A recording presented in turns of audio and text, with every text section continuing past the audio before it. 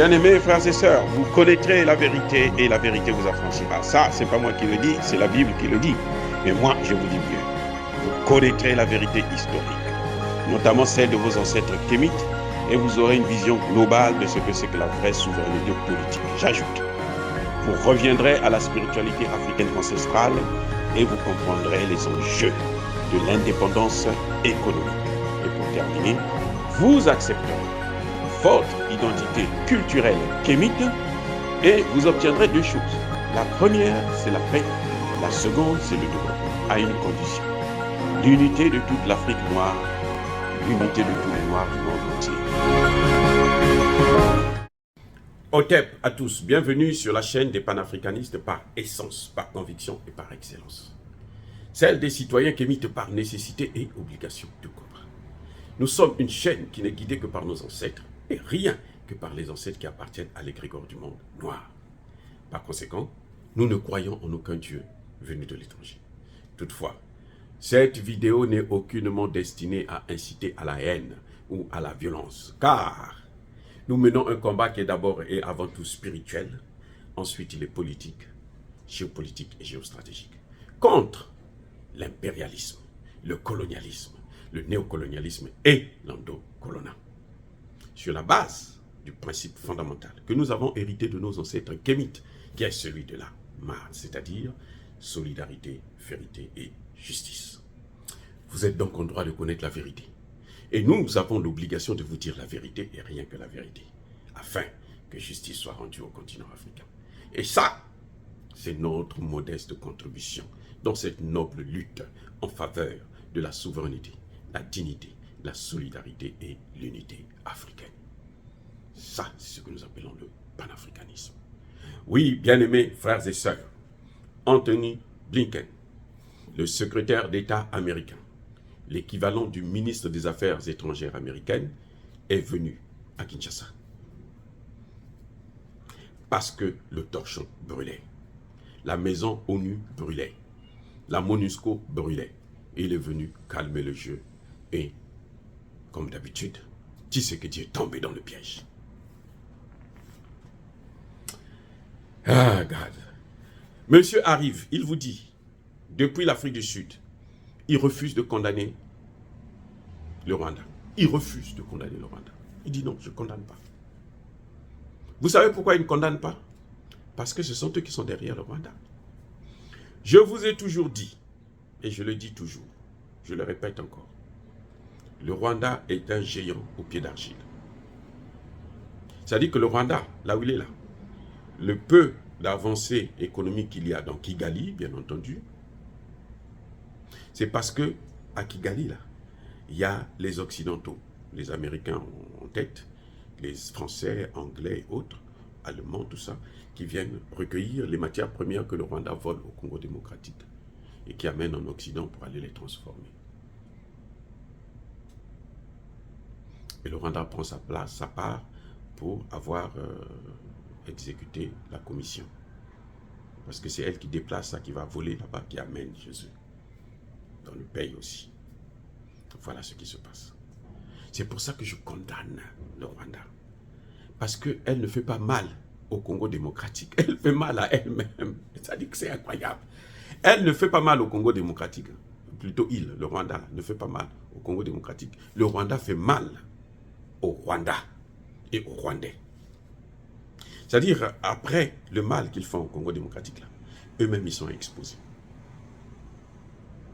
Parce que ces Occidentaux-là, le jour où ils verront qu'ils n'ont plus les moyens pour voler les matières premières, ils vont quitter le Rwanda. Et ils vont combattre le Rwanda. Le jour où le Rwanda va cesser de soutenir le M23, ils vont même tuer Kagame. Je vous le dis, c'est clair. Kagame ne peut pas arrêter. Dans cette affaire-là, la solution est dans les mains de Tshisekedi.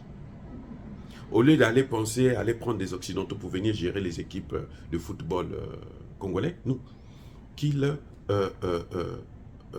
cherche des partenaires sérieux avec lesquels il peut avoir des contrats d'armement sophistiqués pour mener la guerre contre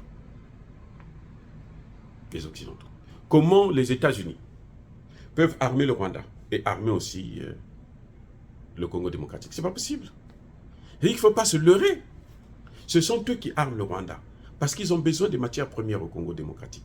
Donc ils ne peuvent pas armer le Congo démocratique pour faire la guerre au Rwanda. C'est pas possible. C'est donc au Congo démocratique de comprendre que non, cet allié-là, il n'est pas bon pour nous, alors moi je vais aller. Il utilise sa souveraineté. Je ne suis pas contre qu'il rencontre le secrétaire d'État américain, mais il doit utiliser sa souveraineté. Le secrétaire d'État est venu valider le fait que les Nations Unies doivent rester là pour continuer à tuer nos populations, pour continuer à piller, pour continuer à faire le travail des Occidentaux. Et Tshisekedi, là aussi, il est tombé dans le piège. Il est tombé dans le piège. Il n'écoute pas la population. Et ce qu'il ne comprend pas, c'est qu'il n'y a aucun dirigeant qui peut combattre ces Occidentaux s'il n'a pas le soutien de la population. Le colonel Assimi Goïta n'est pas un dieu. Le colonel Assimi Goïta n'est pas un extraterrestre, n'est pas un homme extraordinaire. Mais le secret du colonel Assimi Goïta, c'est d'écouter le peuple, d'écouter les Maliens, d'écouter les Africains, les panafricanistes. C'est ça sa force. Si vous le déconnectez avec le peuple, il est fini. Le jour que le colonel va cesser de faire ce que le peuple lui demande de faire, vous allez voir, il va tomber comme un château de cartes. Lui et son gouvernement. Donc, bien aimés frères et sœurs, c'est à Tshisekedi de comprendre. Il a fait le choix de préférer écouter le secrétaire d'État américain, d'écouter Jean Lacroix, au lieu d'écouter le peuple. Et ça, c'est une erreur politique grave. Mobutu a fait ça. Et on sait comment Mobutu a terminé. On ne peut pas concevoir qu'il accepte de laisser une mission qu'elle a depuis 22 ans, qui n'a rien fait, et lui continue à l'accepter. Vous savez quoi? En 2024, là, on va poser la condition, on va lui donner une condition. Si tu veux être réélu, là, tu dois laisser la mission, là, renouvelle le contrat. Vous allez voir, on est là, on va voir, vous allez voir. Pourquoi? Parce que c'est à travers cette mission-là qu'il puise les matières premières. Il n'y a pas que par le Rwanda, il y a aussi à travers cette mission. La mission des Nations Unies, ce n'est pas les Nations Unies. Ce n'est pas une mission de la paix. Ce n'est pas une mission de maintien de la paix. Parce que le maintien de la paix, là, ça arrive quand il y a déjà la paix. Oh, il n'y a pas de paix, il y a la guerre. Donc nous avons besoin d'une mission de guerre. Et cette mission ne veut pas faire la guerre. Parce que c'est cette mission qui donne les informations. C'est elle qui donne des armes. C'est elle qui forme les rebelles. C'est elle qui leur facilite le passage à certains endroits. Et tant que Tshisekedi ne va pas comprendre ça, la guerre ne s'arrêtera pas. Il va peut-être avoir un deuxième mandat, mais la guerre, là, elle ne s'arrêtera pas avec Tshisekedi. Celui qui voudra arrêter la guerre doit d'abord commencer par chasser la mission des Nations Unies. Pour arrêter la guerre au Congo démocratique, il faut d'abord chasser la mission des Nations Unies et avoir des accords avec un pays sérieux. Moi, je parle de la Russie, parce que la Russie a fait ses preuves. C'est tout. Ce n'est pas parce que c'est un maître. Et puis la Russie ne nous a jamais colonisés. Elle n'a jamais colonisé un pays africain alors qu'elle en avait les moyens. Mais elle ne l'a jamais fait. Aujourd'hui, on sait, l'Angola possède un satellite d'information. L'Angola possède un satellite d'information. C'est l'œuvre de qui? C'est l'œuvre de la Russie. Il ne faudrait pas être surpris que le Mali puisse en avoir aussi un. C'est l'œuvre de la Russie. La Centrafrique traîne un peu. Touadéra est en train de jouer un peu avec du feu. Mais bon, on va voir. Mais en tout cas, le Mali, on sait que le Mali a pris une position qui est claire et le Mali ne changera pas. Donc, tout est dans les mains de Tshisekedi. C'est à lui de savoir ce qu'il veut. Le président qui voudra être président à vie dans les têtes des Congolais et des Africains au Congo démocratique, c'est celui qui va nous arrêter cette guerre. Et Tshisekedi en a l'occasion. Tshisekedi en a l'opportunité. S'il le fait maintenant, il fait partir la mission des Nations Unies et il commence maintenant à commander des armes avec la Russie, puisque la Russie est le plus sincère, vous allez voir qu'avant 2024, cette guerre-là aura pris fin. Où elle sera maintenant sous contrôle. On fera la montée en puissance de l'armée congolaise. Les Congolais ne sont pas bêtes, ils ne sont pas moins formés que les autres, mais ils ne sont pas équipés.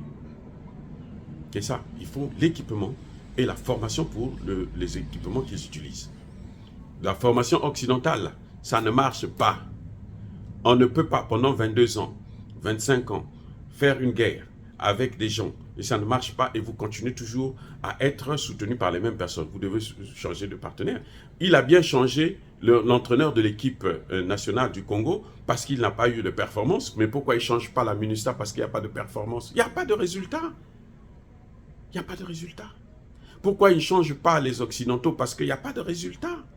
S'il n'avait pas d'alternative, comme à l'époque, oui, ça pouvait se comprendre. Mais il a maintenant l'alternative. Maintenant, tout est dans nos mains. C'est à nous de faire le choix. Donc, Tshisekedi n'a aucune raison de se disculper de sa responsabilité dans ce qui est en train de se passer aujourd'hui dans l'Est du Congo.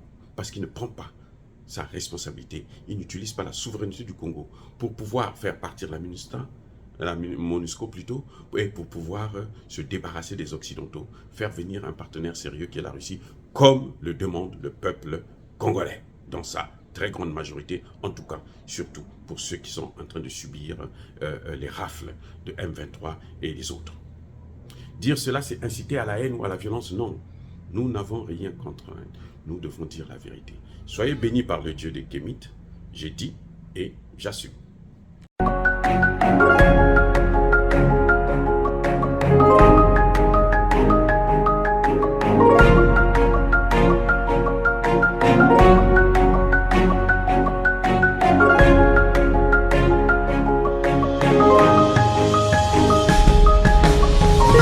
Eux, ils marchent par la foi et non par la vue. Mais moi, je vous conseille vivement de marcher par la connaissance scientifique et historique, notamment celle de nos ancêtres kémites, par les 5 sens et par l'intelligence. À vous, à Pierre.